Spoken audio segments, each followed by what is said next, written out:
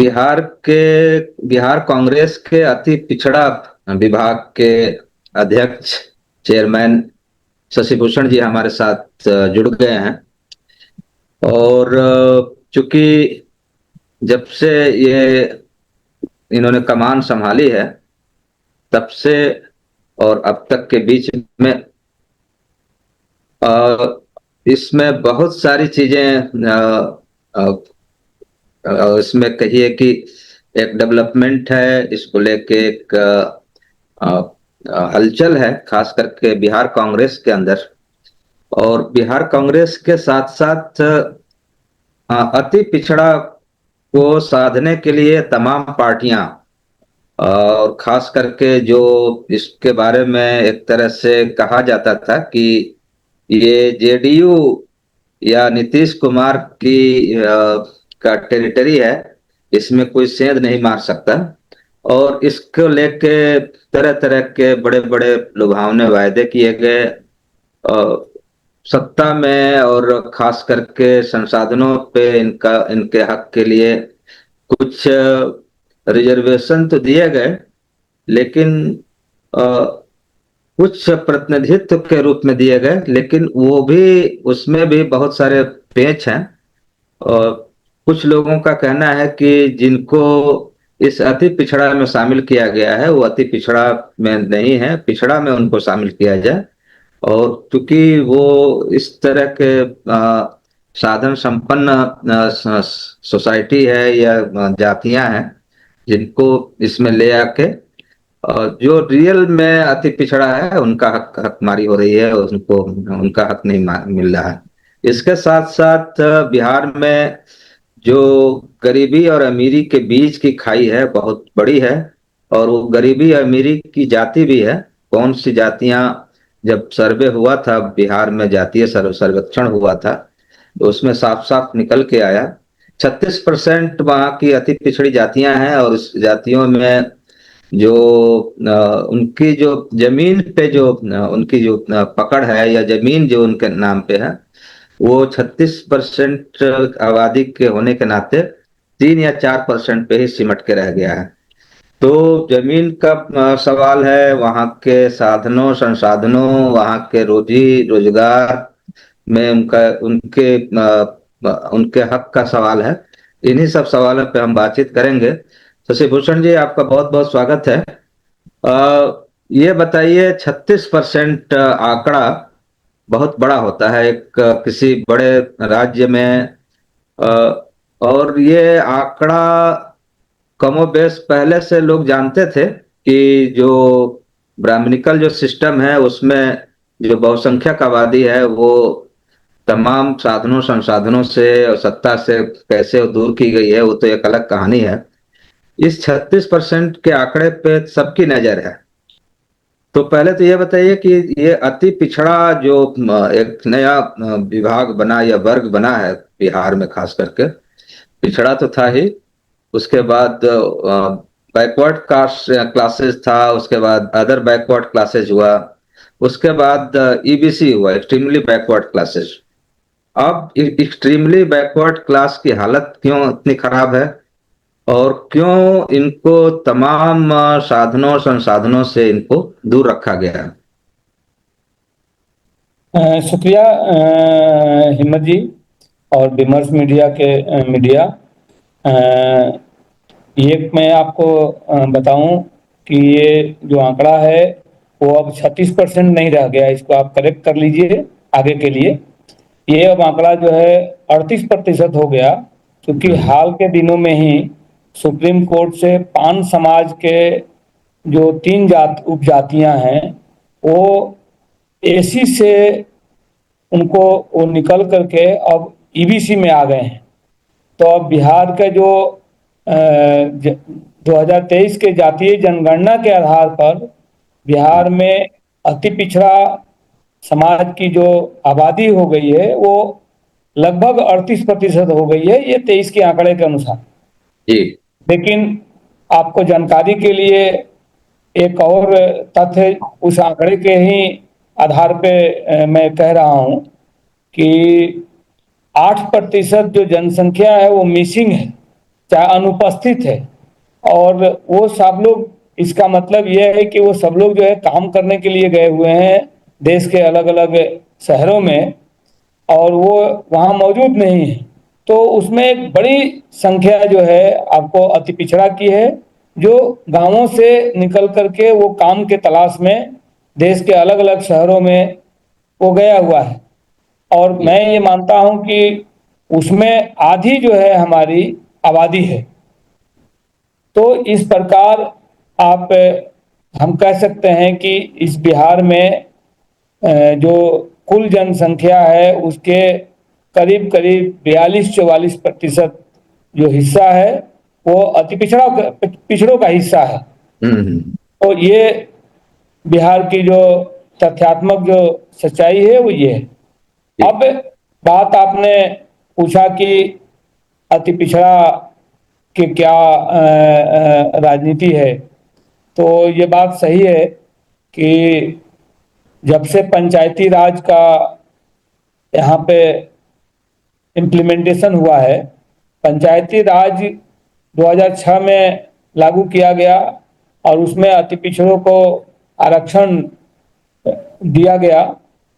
और आरक्षण जो है जनसंख्या के आधार पर नहीं दिया गया, एक अनुमान के आधार पर दिया गया 20%। और उसमें भी जो है कहिए कि आप वो कभी भी 20% पूरा नहीं होता है विभिन्न वजहों से, 17-18% तक ही जाकर के रह जाता है। और जो जनगणना उसके बाद आई उससे एक बड़ी हलचल जो है अति पिछड़ा समाज में उभरा और एक बड़ा राजनीतिक ब्लॉक के रूप में सामने आ गया। अब इसमें सवाल सबके लिए है कि भाई हम उनको साधें, हम उनको अपने पक्ष में करें। ये एक सबके बीच में होड़ लगी हुई है। लेकिन हमारी पार्टी कांग्रेस पार्टी चाहती है और उसके लिए काम कर रही है, और हम सब लोग काम कर रहे हैं कि सामाजिक न्याय के साथ उनका भागीदारी हो, और वो जो सामाजिक जो कुरीतियां हैं उसको से लड़ते हुए उनको एक सामाजिक डिग्निटी के साथ उनको सम्मान मिले। और इसके लिए हम पूरा कोशिश कर रहे हैं। आप देखे होंगे कि हाल के दिनों में हम लोग जो है बिहार में 5 जो है सामाजिक न्याय सम्मेलन आयोजित किया है। उसके केंद्र में जो है अति पिछड़ा रहा है। चाहे वो राहुल जी ने, जो हमारे देश के न्याय योद्धा हैं, 7 अप्रैल को आपने देखा कि हमने बुद्धू नोनिया जो एक साल्ट मेकर थे, हैं, अंग्रेजों से लड़ते हुए उनकी शहादत हुई। रामचंद्र विद्यार्थी जिन्होंने अंग्रेजों भारत छोड़ो आंदोलन में शहीद हुए अंग्रेजों के गोली से। तो हमने ऐसे सारे गुमनाम चिन्हों को हम ला रहे हैं सामने, जिनकी विरासत रही है। आज वो भले ही सोसाइटी के, समाज के, चाहे कहिए कि पूंजीवादी और मनुवादी ताकतों के द्वारा उनको हाशिए पर धकेल दिया गया है, लेकिन कांग्रेस इसको आगे लेके आ रही है।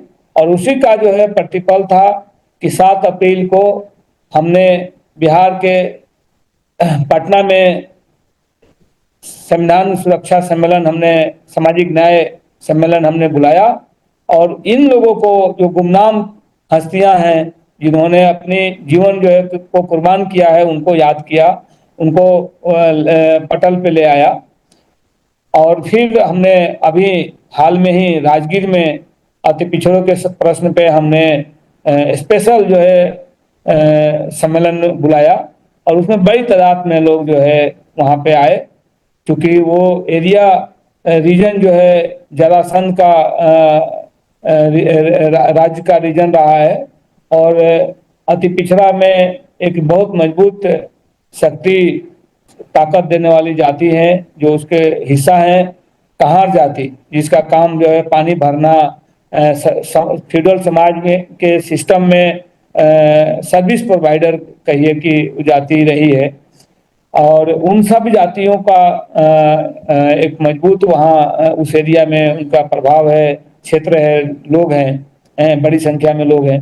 तो हमने राजगीर में ये सम्मेलन बुलाया, और जो लोग झूठा दावा करते हैं कि हम अति पिछड़ों के लिए काम कर रहे हैं, हमने आरक्षण दे दिया है, आरक्षण जो है उन्होंने जरूर दिया है, लेकिन आप जानते हैं कि आरक्षण की जो लिमिटेशन है वो 50% तक जो है राज्य सरकार कर सकती है, लेकिन आज तक जो है सब जानने के बावजूद भी उन्होंने आज तक जो है इस पर कोई पहल नहीं किया।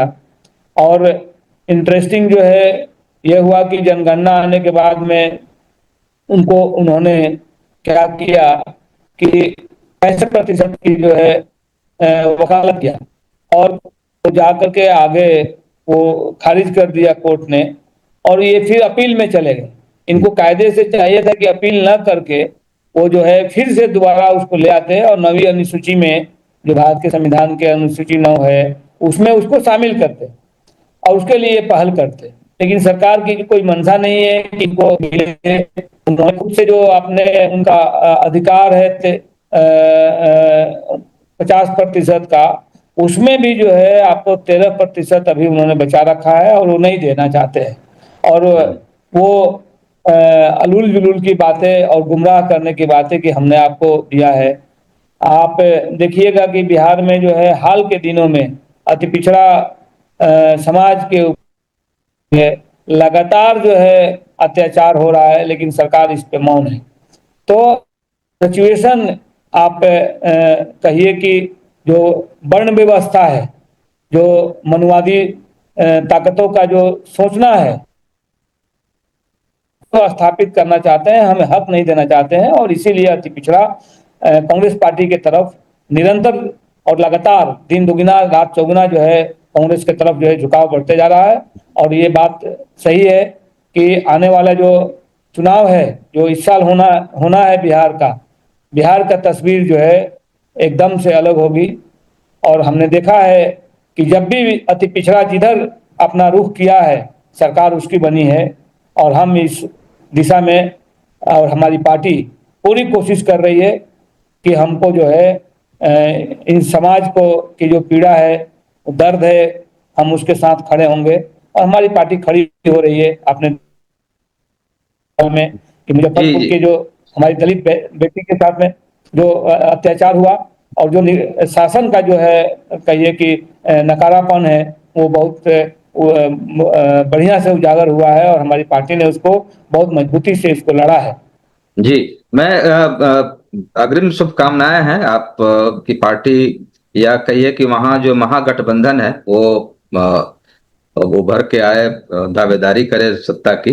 लेकिन अब सवाल यह है, दो तीन सवाल और हैं कि एक तो राजनीतिक भागीदारी के लिए तमाम जो अति पिछड़े समाज के जो अगुआ तबका है उनको राजनीतिक भागीदारी उसमें हो, पार्टियों में भी और सत्ता में भी। तो ये एक अच्छी पहल ये है कि आपको वहाँ अति पिछड़ा विभाग का चेयरमैन बनाया गया है। लेकिन मैं ये देखता हूँ खास करके जिस तरह से समाज को बांटा गया है जातियों में, जातियों से उपजातियों में, और अति पिछड़ा की तमाम जातियों के अंदर भी आपस का कंट्रडिक्शन उभर के आता है या उभार आ जाता है बार बार। और दूसरा कि अति पिछड़ा को लड़ा दिया जाता है पिछड़ा से, ओबीसी से, और मलाई कोई और खा रहा है। तो इसको लेके कोई आप लोगों की स्ट्रेटजी है कि एक बड़ी गोलबंदी इस दिशा में, जो यूनाइटेड अति पिछड़ा पिछड़ा जो है एक यूनाइटेडली इस मुहिम में या एक दावेदारी में, या कहिए कि एक सामाजिक न्याय की जो लड़ाई है जो राहुल गांधी ने छेड़ी है, उसमें एक यूनाइटेड ढंग से एक दावेदारी पेश की जा सके। क्योंकि लगातार ये भी देखने में आता है कि फला जाति का बन गया कोई तो दूसरी जाति वाले उसको पसंद नहीं करते हैं, तीसरी जाति वाले पसंद नहीं करते हैं। तो इसके लिए कोई स्ट्रेटेजिकली कोई बड़ी लाइन खींचने की आप लोगों की योजना है? दूसरा कि ईबीसी वर्सेज ओबीसी करके, जो असली जहां संसाधन संसाधन जिन लोगों के पास है वो तो महफूज रहते हैं, बाकी आपस में हमको लड़ाते रहते हैं। इस पे क्या कहना है आपका? नहीं, देखिए, ये सामूहिकता का सवाल है और हम्म। सामूहिक जीवन और शैली का सवाल है, और इस पे हम लोग काम कर रहे हैं। और ये बात सही है कि अभी ऐसा फील होता है लोगों के मन में, लेकिन ये बहुत टिकाऊ चीज नहीं है। जैसे ही आप सामूहिक जीवन के तरफ और सामूहिक लड़ाई के तरफ आप आगे बढ़ते हैं, तो वो सब चीजें पीछे छूट जाती है। जब आप गतिशील नहीं होते हैं, गति में नहीं होते हैं, तब ये सब प्रश्न आते रहते हैं और वही हावी हो जाता है। तो हमारा जो प्राथमिक जो जिम्मेदारी है हम सब लोगों की, कि पहले अपने अंदर में जो जड़ता है उसको तोड़ा जाए और हम लोग सड़कों पे आए, हम लोग जो है आंदोलन में आए, अपने संगठन को मजबूत करने के दिशा में पहल करें, अधिक से अधिक लोगों तक हम अप्रोच करें, हम लोगों तक जाएं, अपनी पार्टी की जो विचारधारा है उसको हम लेके जाएं, लोगों को अवगत कराएं कि राहुल गांधी जी जो हमारे देश के न्याय योद्धा हैं, जो लड़ाई लड़ रहे हैं, वो लड़ाई किसकी लड़ाई है, हम उसको एक्सप्लेन करें। अभी हम लोगों ने, हमारी पार्टी ने जो है माई बहन योजना का शुभारंभ किया है बिहार में, हम उसको लेकर के कैंपेन कर रहे हैं, खासतौर पर महिलाओं के बीच में। वो काफ़ी इफेक्टिव है, काफ़ी मतलब असरदार हो रहा है, बहुत लोग उसको कैच कर रहे हैं। अभी हम रोजगार और पलायन के लिए हमने यात्रा किया है बिहार में। तो इन सब का जो है जबरदस्त असर खास तौर पे हमारे समाज में, जो उसको लोग जो है बांटने की कोशिश करते थे, हम लोग जो है आंदोलन से, कार्यक्रम से, इन सारी जो कमियां हैं हमारे बीच की, उसको हम लोग बांटने की तरफ बढ़ रहे हैं और उस पे लगातार जो है हम सक्सेस होते जा रहे हैं। अभी आपने देखा जो गया में जो है स्कीम वर्कर्स के साथ में जो राहुल जी ने संवाद किया, वो इतना इम्प्रेसिव रहा, इतना इम्पैक्टफुल रहा कि पूरे देश में उसकी चर्चा हो रही जी। है। तो हम गति में नहीं नहीं थे, तो फिर गैर विचार हमारे मन में आएंगे, लेकिन हम जब संघर्ष में होंगे, हम गतिशील होंगे, तो वो सारे चीजें जो प्राय विचार की जो मन वो है, सोच है, वो सब खत्म होंगी। मेरे अंदर में, हमारे पार्टी के अंदर में कोई विभेद नहीं है, कोई अगला पिछड़ा के लेकर के वो नहीं है। लेकिन ये जरूर है कि चूंकि लोग जो है ये मानते रहे हैं कि वो हमारे साथ जो है ठीक नहीं हुआ है, उसको हमको खत्म करने के लिए हमको एक ही रास्ता बनता है कि हम जो है संघर्षों में जाएं, अधिक से अधिक लोगों को अपने पार्टी के साथ जोड़ें, अपने पार्टी के संदेश जो है लोगों तक पहुंचाएं। ये हमारी प्राइम और प्राथमिक जिम्मेदारी है और उसको हम कर रहे हैं और वो उसमें हम सफल भी हो रहे हैं। इसीलिए देखिएगा कि जो है साल भर पहले की कांग्रेस और अभी की कांग्रेस में बहुत अंतर दिख रहा है। लोग जो है एक उस नजरिए से कांग्रेस को देख रहे हैं कि कांग्रेस एक फोर्स है, पर जी, कल जो है तक वो नहीं थी चीजें। मतलब कुल मिला के जो राहुल गांधी की जो पूरा एक विचार है उनका कि अ, सत्ता में तमाम संसाधनों में बहुसंख्यक आबादी, खास करके 90%, वो तो 95% तक ले जाते हैं, उसमें गरीब सवर्णों को भी उसमें जोड़ लेते हैं। उनकी कोई भागीदारी नहीं है, उनकी कोई हिस्सेदारी नहीं है। और उसमें भी जो सबसे ज्यादा जो दबा कुचला है, या कहिए कि शोषित उत्पीड़ित है, या जगह जगह बहुत कम, कई जगह ज्यादा आबादी है, कई जगह बहुत गांव में इक्का दुक्का होता है।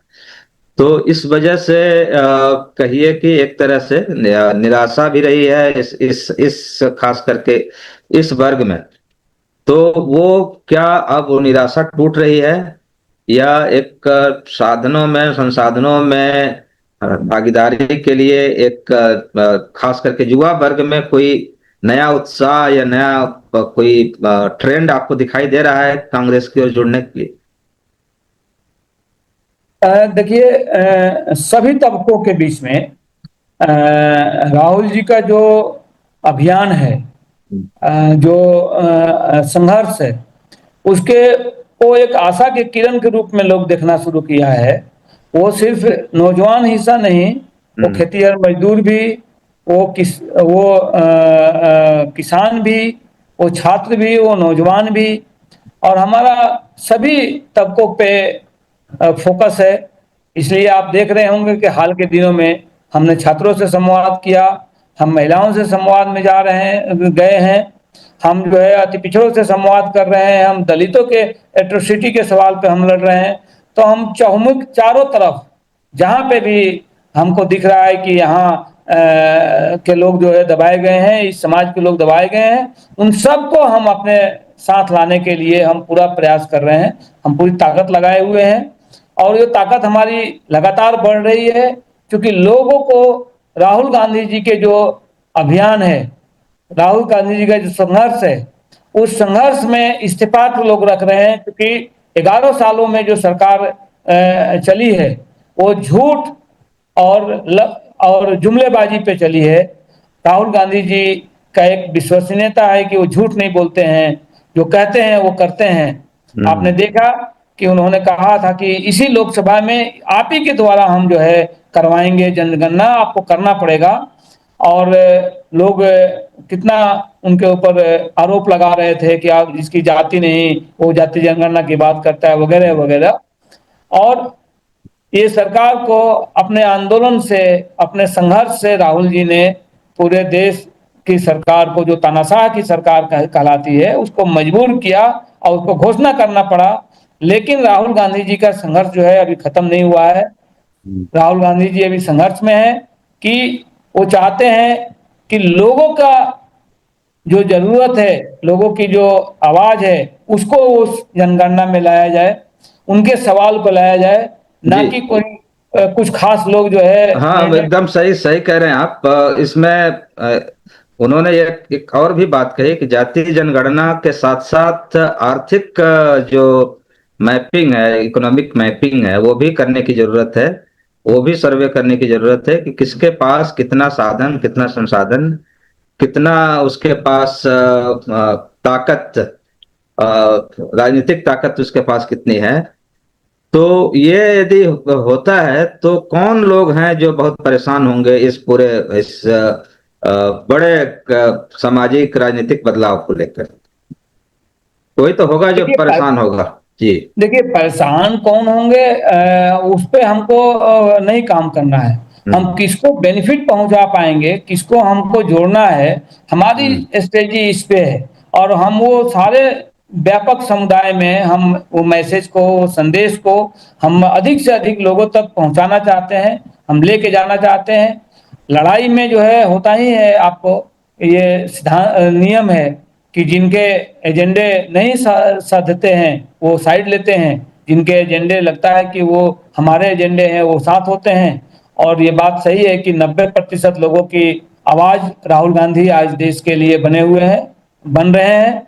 और बिहार भी उसमें अछूता नहीं है। बिहार के लोग भी जो है राहुल जी को एक आदर्श के रूप में, एक आइडियल के रूप में और एक संघर्षशील साथी के रूप में स्वीकार कर रहे हैं। और स्वीकृतता जो है वो दिख रही है विभिन्न प्रोग्रामों में, वो विभिन्न आयोजनों में, कि हम्म। अब कांग्रेस वो नहीं रह गई जो पहले हम लोग मानते थे कि बैसाखी पर चलने वाली है। खुद की एक शक्ति, एक ताकत के रूप में कांग्रेस स्थापित होगी।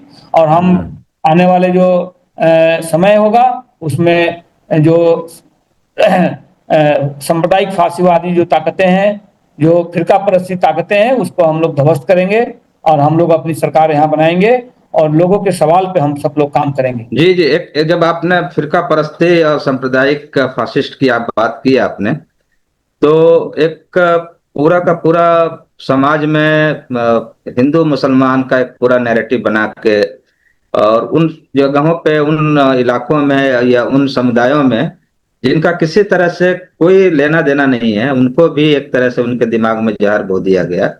क्या ये जो सामाजिक न्याय की जो ये पूरी अवधारणा है, उससे कहीं ये जो सांप्रदायिकता का जो जहर बो दिया गया है समाज में, वो कहीं उसको चोट पहुंचाने में वो सक्षम होगा क्या? देखिए अभी एक सप्ताह पहले की ही घटना है। दरभंगा नगर पालिका के जो डिप्टी मेयर हैं, उनके दफ्तर पे भाजपा के लोगों ने जो है तोड़ फोड़ किया, उनको बहुत सारे गालियां दिया, वो किया। यदि वहां पे नहीं उनके समर्थक होते तो उनके साथ जो है चूंकि महिला हैं, उनके साथ बदसलूकी हो सकती थी, उनके ऊपर शारीरिक फिजिकल हमला हो सकता था। तो वो आई थी हमारे अभी सामाजिक न्याय जो सम्मेलन था उसमें राजगीर में अपनी बात को कहने के लिए। तो बीजेपी जो पार्टी है, जो फासिस्ट पार्टी है, जिसका एकमात्र मकसद होता है कि चुनाव में जो है दंगा फसाद करवाना और हिंदू मुस्लिम मुद्दे को जो है आगे ले आना, वो पूरा कोशिश कर रहा है। उसका जो है उदाहरण जो है दरभंगा के डिप्टी मेयर के जो है दफ्तर पे हमला करवाना है। उसके यूट्यूब पे चैनल खबरें भी आई है, आपने देखा होगा। जी जी। तो बीजेपी इस पूरे फिराक में है, लेकिन हम ऐसे फिरका प्रस्ती ताकतों को, हम लोग जो है जनता की ताकतों के साथ में उसको जवाब हम लोग दे रहे हैं, उसको रोकने की कोशिश कर रहे हैं और उसको हम आगे नहीं होने देंगे। और इनकी सोच और सपना जो है उसका जो है कब्रगाह जो है बिहार बनेगा। और ये जो मॉडल गुजरात के बाद बिहार को बनाना की कोशिश कर रहे हैं, बिहार की जनता इसको धूल चटाएगी और यहाँ से इनका नेस्तनाबूद हम करेंगे इसको।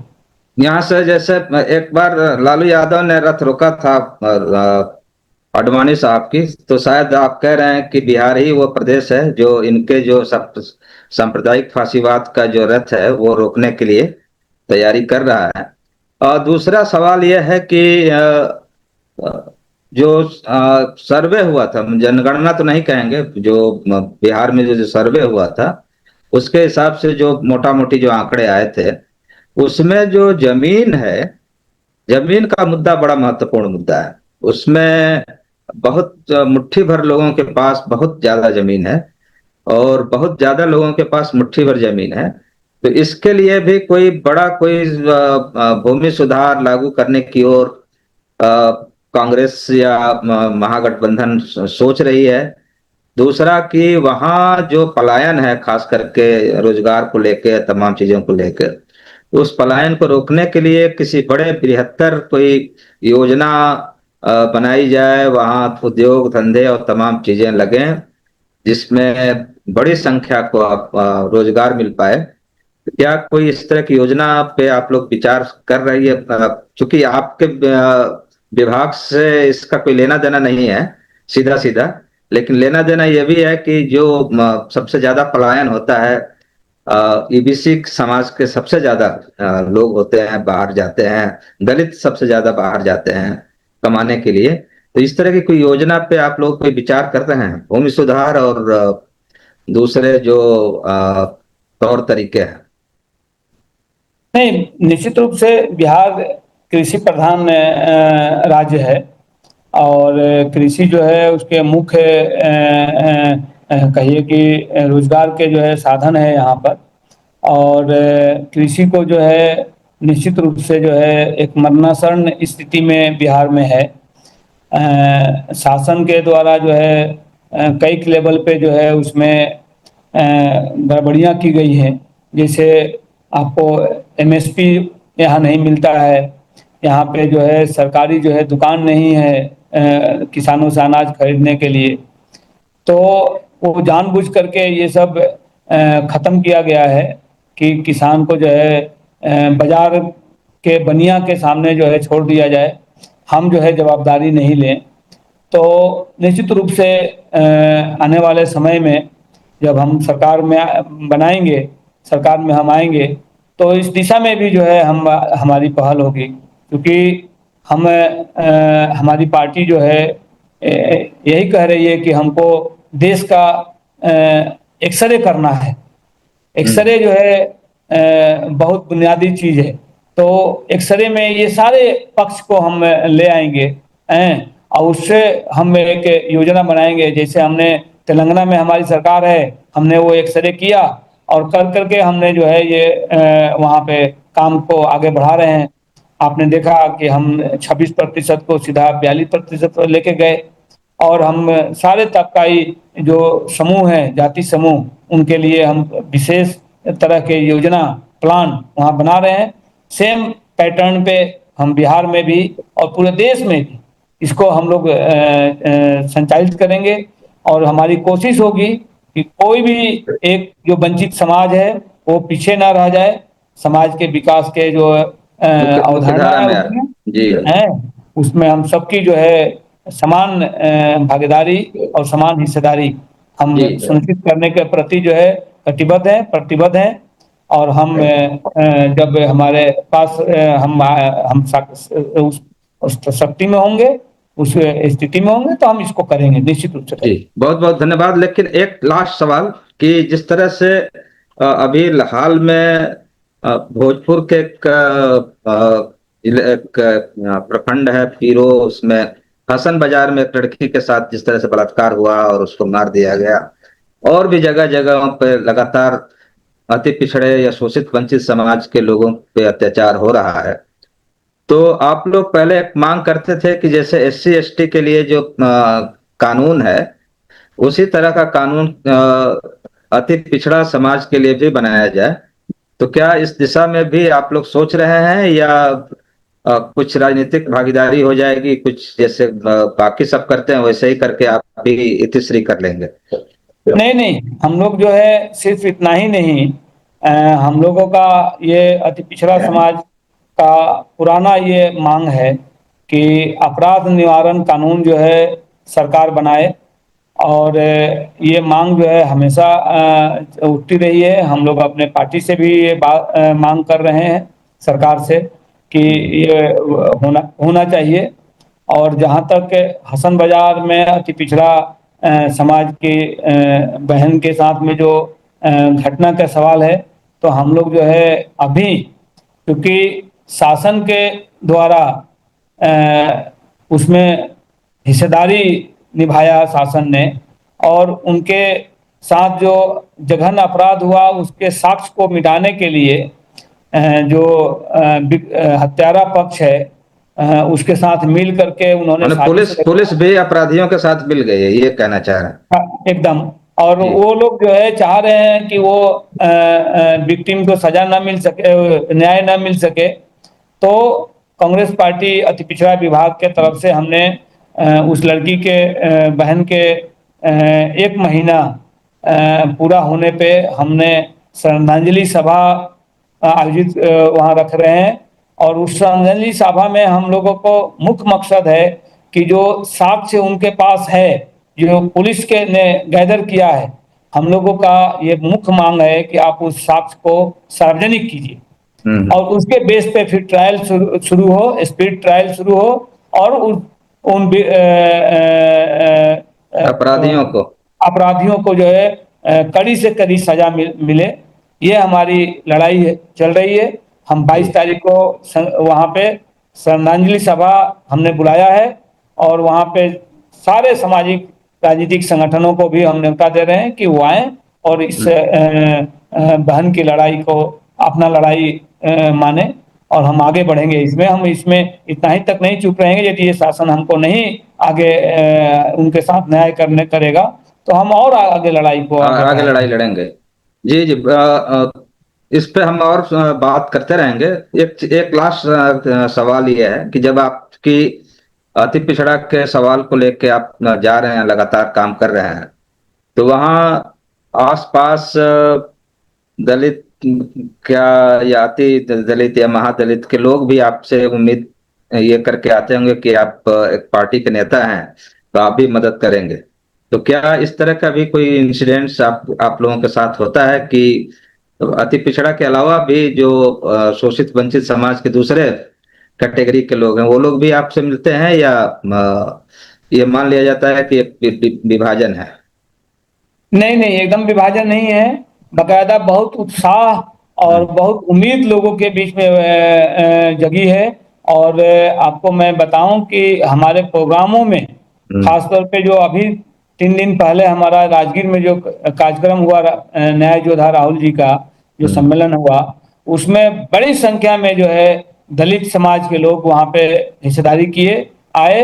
और दलित समाज अब अपने आप को, चूंकि वो विक्टिम समाज है, वो राहुल गांधी जी के जो पूरा अभियान है, आह्वान है और संघर्ष है, उसके साथ अपने आप को एकरूप कर रहा है, अपने आप को एक आशा के रूप में देख रहा है कि अब हमारे साथ अन्याय नहीं होगा। जी। जिस तरीका से मुजफ्फरपुर की जो घटना में कांग्रेस पार्टी ने भूमिका निभाई कि सभी हम्म। पार्टियों को छोड़ते हुए खुद से लीड लिया और सड़कों पे उतरा, तो बहुत मजबूत जो है आपने देखा कि दरभंगा, उसी दरभंगा में राहुल जी के छात्रों के साथ संवाद को जो है सरकार रोकना चाहिए, लेकिन छात्रों ने जो है डट गए और संवाद में अलग हमने बुलाया, लेकिन संवाद हुआ और बहुत उसका बड़ा इम्पैक्ट जो है बिहार के नौजवान हिस्सा में पड़ा। जी जी। तो कुल मिला के ये है कि वहाँ का, बिहार का जो शोषित, वंचित, दलित, उत्पीड़ित जो समाज है, समूह है, वो कांग्रेस की ओर एक उम्मीद भरी निगाह से देख रहा है। और उम्मीद भरी निगाह के अलावा उसमें शिरकत भी कर रहा है उस पूरे मुहिम में। तो बहुत बहुत धन्यवाद कि आपका ये पूरा जो कारवां है पूरे बिहार में, बिहार के अलावा पूरे देश के लिए एक रोल मॉडल बने, कि एक बड़े सामाजिक जो पूरा अभियान है, एक आंदोलन है, वो एक पूरे देश के लिए भी एक मिसाल बने। और इसी के साथ उम्मीद करते हैं कि आने वाले समय में एक बड़ा व्यापक एक एकता, खास करके अति पिछड़ा समाज में एक बड़ी एकता और बड़ी एकताबद्ध लड़ाई वहाँ दिखाई दे। तो हमसे जुड़ने के लिए बहुत बहुत धन्यवाद शशिभूषण जी। फिर शुक्रिया। जी, नए सवालों पे हम आपके साथ फिर